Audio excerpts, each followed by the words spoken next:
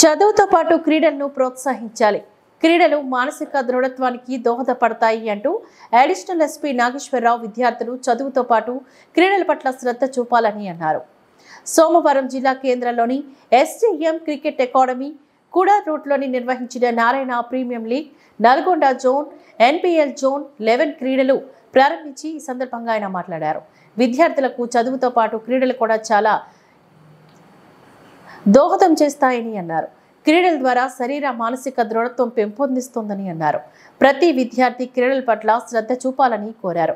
Narayana school ఇలాంటి క్రీడలు నిర్వహించడం చాలా అభినందించే విషయమని అన్నారు. ఈ కార్యక్రమంలోని డీసీఎం రమణారెడ్డి, ఏసీఎం రమేష్ రెడ్డి, శ్రీనివాస్ రెడ్డి, ప్రిన్సిపల్లు పుష్పలత, నరేష్, హరిత, సైదులు, దివ్య, కోహిత తదితరులు ఈ కార్యక్రమంలో పాల్గొన్నారు. హైదరాబాద్ సిటీ లేదంటే విజయవాడ, వైజాగ్ ఇట్లాంటి ప్రాంతంలో ఈ స్కూల్స్ ఎస్టాబ్లిష్ అని మేమంతా కూడా గవర్నమెంట్ స్కూల్స్ కాలేజీలో చదువుకొని ఈ స్థాయికి వచ్చినందుకు మేము చాలా గర్వపడుతున్నాం. అప్పుడు మాకు ఇంత ఫెసిలిటీస్ లేకుండే. మీకు ఇప్పుడు ప్రతి దగ్గర కూడా ప్రతి విద్యార్థిని అబ్జర్వ్ చేస్తూ వారి యొక్క పర్సనాలిటీ డెవలప్మెంట్ కోసం ప్రైవేట్ స్కూల్స్ బాగా డెవలప్ అయినాయి.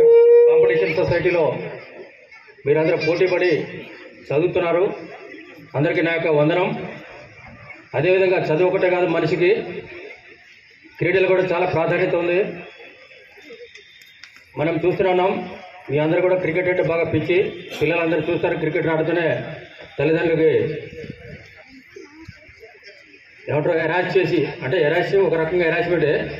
ఎల్బీ స్టేడియం పోవాలంటే మన దగ్గర మన ఉప్పల్ స్టేడియం కానీ ఎల్బీ స్టేడియం కానీ క్రికెట్ మ్యాచ్ జరుగుతుందంటే అంతా పైరోలు చేసుకుని డబ్బులు పెట్టుకుని పోయి క్రికెట్ చూస్తున్నాం. అంటే మనకు ఆ రకమైన క్రేజ్ ఉంది. అదేవిధంగా shuttle, lawn tennis, athletics, high jump, long jump ఇట్లాంటివన్నీ కూడా చూస్తున్నాం. ఒకసారి మనిషి ఒక రంగంలో క్లిక్ అయితే ఆయనకి ఇంటర్నేషనల్ లెవెల్ కూడా అతనికి మంచి గుర్తింపు వస్తుంది. దయచేసి చదువు ఒకటే కాకుండా మన స్పోర్ట్స్ మీద కాన్సన్ట్రేట్ చేస్తే మీ యొక్క మైండ్ అనేది ఎప్పుడు కూడా ఫ్రెష్గా ఉంటుంది. మనం ఎప్పుడైతే ఆరోగ్యంగా దృఢంగా ఉండగలమో అప్పుడే మనం కూడా ప్రతి పని మీద కాన్సన్ట్రేట్ చేయగలం. దయచేసి చదువు ఒకటే కాకుండా తల్లిదండ్రులు కూడా చదువు ఒకటే కాకుండా పిల్లలు కూడా